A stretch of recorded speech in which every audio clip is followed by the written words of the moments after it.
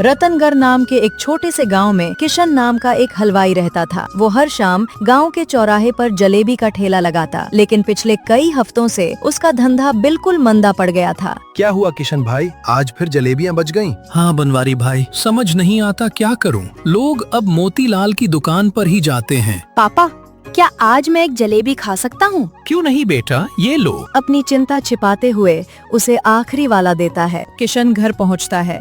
राधा दरवाजे पर इंतजार कर रही होती है। आज फिर वही हाल। आप इतने परेशान क्यों हैं? राधा, काम की कमाई से कल की चाशनी और घी का सामान भी नहीं आएगा। मुझे ठाकुर भोलाराम जी से उधार मांगना ही पड़ेगा। वो तो बहुत सख्त इंसान है, बिना ब्याज के एक पैसा नहीं दे। फिर चुपचाप अपनी सोने की छोटी बालियां उतार देती है। ये लीजिए, इन्हें बेचकर कुछ दिन काम चला ली। नहीं राधा, ये तुम्हारी आखिरी निशानी है। मैं इसे नहीं बिकने दूंगा। कोई और रास्ता ढूंढते हैं। पर किशन। नहीं राधा, ये मेरा फैसला है। कल सुबह ठाकुर जी से बात करता हूँ। रात को किशन खिड़की के पास बैठा सो नहीं पाता। नजर उस पुराने लकड़ी के बक्से पर पड़ती है जो सालों से बंद पड़ा है। उसकी अम्मा का पुराना नुस्खों वाला बक्सा। अम्मा, आज बहुत याद आ रही हो आप। एक छोटा सा खेत कई साल पहले का। किशन के पिता बाबा अपनी पत्नी अम्मा से कर्ज को लेकर धीरे से बात कर रहे हैं। इस साल फसल ठीक नहीं हुई अम्मा, साहूकार का कर्ज कैसे चुकाएंगे समझ नहीं आ रहा। भगवान पर भरोसा रखिए, कोई रास्ता निकलेगा। इतने साल मेहनत की है, ये मुश्किल भी टल जाएगी। काश तुम्हारी बात सच हो जाए अम्मा। साहूकार का आदमी दरवाजे पर आता है, कागज लहराते हुए। बाबा जी, अब और मोहलत नहीं मिल सकती। या तो पूरा कर्ज चुकाइए या जमीन के कागज पर दस्तखत कीजिए। मुझे थोड़ा और समय चाहिए। लेकिन समय नहीं मिला। एक बुरी फसल और बढ़ते ब्याज ने किशन के पिता से उनकी सारी जमीन छीन ली। कुछ ही महीनों बाद इस सदमे और बीमारी ने बाबा को भी उनसे छीन लिया। अम्मा, अब विधवा, छोटे किशन को अपने पास बिठाती हैं, आंखों में आंसू लिए पर आवाज में हिम्मत। बेटा, जमीन चली गई, तेरे बाबा भी चले गए, पर एक चीज कोई नहीं छीन सकता, हुनर। मैं तुझे अपनी जलेबी की विधि सिखाऊंगी, यही अब हमारा सहारा है। अम्मा, हम फिर से अमीर बन जाएंगे ना? अमीर बनने से पहले अच्छा इंसान बनना जरूरी है बेटा। पैसा आएगा जाएगा, पर ईमानदारी हमेशा साथ रहेगी। छोटा किशन करीब 10 साल का एक छोटे से चूल्हे के पास स्टूल पर खड़ा होकर अपनी माँ को देख रहा है। बेटा, जलेबी सिर्फ आटे और चाशनी से नहीं बनती, इसमें धैर्य डालना पड़ता है। जल्दी में बनाई गई मिठास ज्यादा देर नहीं टिकती। मतलब अम्मा? मतलब समझ जाओगे जब बड़े होकर खुद अपना ठेला लगाओगे। अभी बस ये विधि याद रखो, बेसन को धीरे फेंटना, चाशनी को सही आंच पर पकाना, और सबसे जरूरी एक चुटकी केसर पर सही समय पर डालना। अम्मा एक पुराना कागज निकालती हैं, जिस पर अपने हाथ से विधि लिखी है। ये नुस्खा एक दिन तेरे बहुत काम आएगा बेटा, संभाल कर रखना और किसी को मत बताना जब तक तुम्हारा दिल ना कहे। कुछ साल बाद अम्मा भी इस दुनिया से चली गईं और किशन अपनी रोजी रोटी की भाग दौड़ में उनका वो नुस्खा भूल ही गया था, जब तक कि आज की रात उसने वो पुराना बक्सा फिर से नहीं खोला। अम्मा, मैं भूल कैसे गया आपकी बात। कल से मैं फिर वैसी ही जलेबी बनाऊंगा जैसी आप बनाती थी। वादा है आपसे। अगली सुबह किशन भारी कदमों से ठाकुर भोलाराम की हवेली की तरफ चल पड़ता है।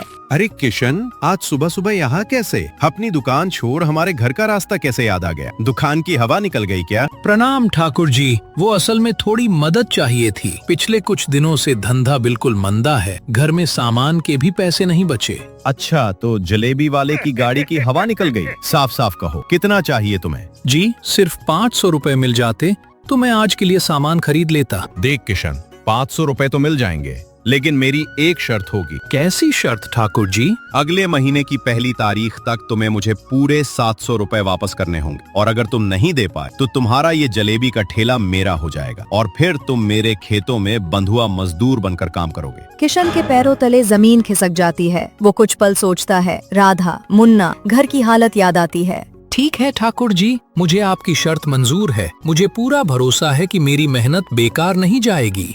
ये लो पैसे। याद रखना किशन, भोलाराम की जुबान और शर्त कभी नहीं बदलती। वक्त पर पैसा नहीं आया तो ठेला मैं खुद उठवा लूंगा। किशन पैसे लेकर बाजार की तरफ भागता है। अच्छे किस्म का बेसन, घी और केसर खरीदता है। घर लौटते वक्त रास्ते में एक साधु बाबा बैठे मिलते हैं। बेटा, इतनी जल्दी में कहाँ जा रहे हो? अपनी दुकान बचाने की कोशिश कर रहा हूँ। बहुत मुश्किल दिन चल रहे हैं। याद रखना बेटा, जो मीठा दिल से बनाया जाए वो जुबान पर सबसे ज्यादा देर टिकता है। ये तो बिल्कुल वही बात है जो मेरी अम्मा कहती थीं। आप उन्हें जानते थे बाबा? जा बेटा, तेरा वक्त आ गया है। उस शाम किशन बिल्कुल वैसे ही तैयार करता है जैसे उसकी माँ सिखाती थी। बेसन को धीरे फेंटना, चाशनी सही आंच पर, केसर सही समय पर। माँ हमेशा कहती थी, जलेबी में जल्दी नहीं, धैर्य डालो। आज देखते हैं ये विधि कमाल करती है या नहीं।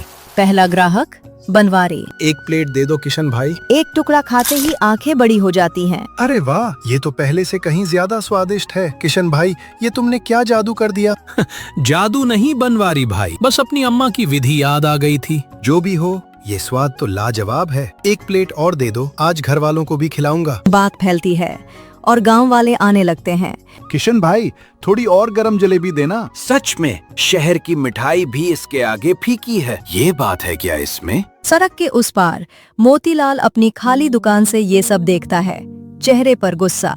ये किशन के पास अचानक इतनी भीड़ कहाँ से आ गई? कल तक तो दाने दाने को मोहताज था। मालिक, लोग कह रहे हैं इसकी जलेबी में कोई खास बात आ गई है, कोई नई विधि सीखी है शायद। खास बात या कोई मिलावट? आज रात इसके बर्तनों में कुछ गड़बड़ करनी होगी। जा छोटू, कड़वा तेल उसकी कढ़ाई में मिला। पर मालिक, ये गलत बात है। तुझे तनख्वाह किस बात की मिलती है फिर? जा और जैसा कहा वैसा कर। रात के अंधेरे में छोटू चुपचाप किशन के ठेले के पास पहुंचता है और बड़े बर्तन में गंदा बदबूदार तेल मिला देता है। अगली सुबह किशन बर्तन उठाते ही चौंक जाता है। ये कैसी अजीब सी गंध है राधा? किसी ने रात में हमारे बर्तन में खराब तेल मिला दिया है। हे भगवान, ये जरूर मोतीलाल की कोई चाल है। हिम्मत हारने से काम नहीं चलेगा। वो बर्तन खराब कर सकता है, मेरा हुनर नहीं। चलो नदी पर चलते हैं इसे साफ करने। बनवारी रास्ते में मिलता है, बिना पूछे साथ हो लेता है। मैं भी साथ हूँ किशन भाई, मिलकर साफ करते हैं। किसी की साजिश तुम्हें रोक नहीं पाएगी। दोनों मिलकर मिट्टी नींबू से बर्तन चमका देते हैं। शाम तक धंधा पहले से भी ज्यादा। साजिश की बात भी गांव में फैल चुकी है, जिससे हमदर्दी बढ़ जाती है। मोतीलाल पहली साजिश नाकाम होने पर छोटू को एक और काम सौंपता है। इस बार बर्तन नहीं, इसकी साख पर वार करेंगे। जा गांव में कहो कि किशन की जलेबी खाकर किसी को उल्टी हुई थी। अगले दिन गांव में अफवाह फैल जाती है। सरपंच चौपाल पर पंचायत बुलाते हैं। किशन, ये आरोप गंभीर है, सच बताओ, कोई मिलावट तो नहीं? सरपंच जी, भगवान की कसम, मैंने सिर्फ शुद्ध सामग्री डाली है। जिसे तबीयत खराब हुई हो वो सामने आए। कोई सामने नहीं आता। बनवारी भी गवाही देता है कि वो रोज खाता है और उसे कुछ नहीं हुआ। जब तक सबूत नहीं, ये झूठी अफवाह मानी जाएगी। इसे फैलाने वाले का मैं खुद पता लगाऊंगा। भीड़ के पीछे मोतीलाल चुपचाप खिसक जाता है, माथे पर पसीना। छोटू मन ही मन पछताता है। बेमौसम बारिश से किशन का गोदाम टपकता है। बेसन घी खराब हो जाता है। किशन, सारा सामान भीग गया, कल क्या बेचेंगे? इतनी मेहनत के बाद अब ये। पापा, आप ही कहते हो हिम्मत मत हारो। बेटे की बात से हिम्मत मिलती है। बनवारी थोड़ा सामान उधार दे देता है।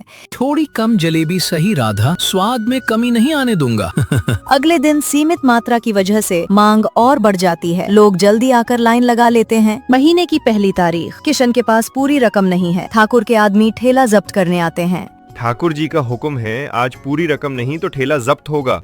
थोड़ा कम है, एक दिन का समय दे दीजिए। बनवारी और कई गांव वाले आगे आकर बाकी रकम पूरी कर देते हैं। ये लो किशन भाई, तुमने कभी हमें धोखा नहीं दिया। आज हम तुम्हारे साथ हैं। मैं आप सबका ये एहसान कभी नहीं भूलूंगा। ईमानदारी से कमाया भरोसा आखिर में गांव वालों के प्यार के रूप में लौट आया। दोस्तों, इस कहानी से हमें सीख मिलती है कि ईमानदारी और धैर्य से किया गया काम कभी बेकार नहीं जाता।